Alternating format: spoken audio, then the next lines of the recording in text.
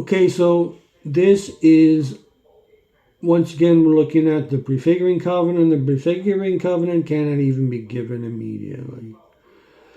Here is where I argue that there need to be two preeminent ages of sin and discipline before the prefiguring covenant is initiated.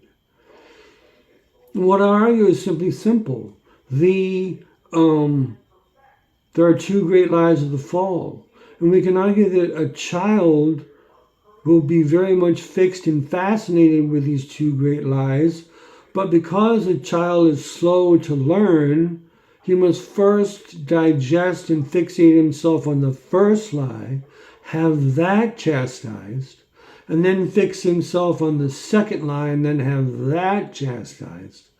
And then at that point, having gotten the first two great phases of the fall out of the way, God can call a remnant nation, one nation, to be his special people out of all the world, because you can kind of say, even after the chastisements, the world is still very much infatuated, and so God will have to give him sort of a restraint so he can work on an individual holy people. And so let's look at these two. Well, the first great lie is the anti-baptismal disposition. So it means that in the first great lie, humanity will be wicked. They will deny God's revelation. And of course, what God will be telling them is what? Well, what he's about to do is to cleanse the world of its sins. And he does this by the most appropriate way, which is a great baptism, the flood. I'll be a little vulgar here. I mean, God could have rained cow shit down on the world and smothered them, and that would have killed them, but it's not appropriate. That's disgusting. God uses ways to communicate mysteries. He uses appropriate ways in order to do things. And water is a lathing or washing. That's what it means in baptism. So God washes away or cleanses the world of the wickedness, the darkness, and out of that world emerges the world that is beginning to be redeemed through Noah and the ark. So there you go. The first world is first infatuation with the first lie of sin, the anti-baptismal disposition, then baptized or chastised by a baptism. What is the second lie? Well, again, the second lie is you don't need the afterlife. All you need is the goods of this life.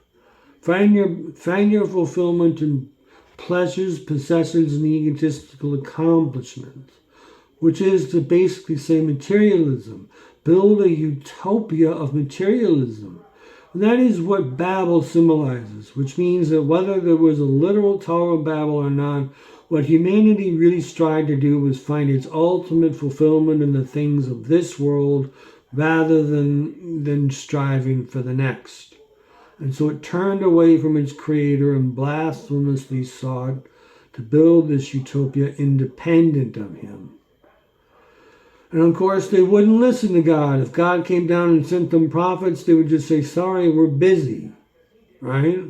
So what God is left to do is to break them up through a confounding of language. That's the easiest thing to do. He doesn't want to kill them because he already did that. And in fact, the fact that they are interested in the creation is not entirely bad. God made the creation. If they're interested in science and things, to understand the creation, for example, the Egyptians built the phoenix towards the eastern sun equinox, I believe it was.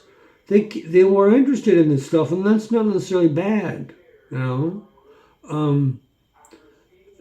It's just that God had to restrain it through the confounding of tongues to divide it up into nations to forestall the universal kingdom, so that finally when the universal kingdom of Rome was established, the time for Christ would be ripe. Also because, as we will get to, the Jewish people will have reached spiritual maturity. Okay? So, there you go. Oh, and by the way, in confounding the tongues after the nations were divided, God chose one nation to be a special people. He married them in a covenant. And that marriage was to the Hebrew people, and of course with Abraham and his descendants. So that's the wonderful thing he did.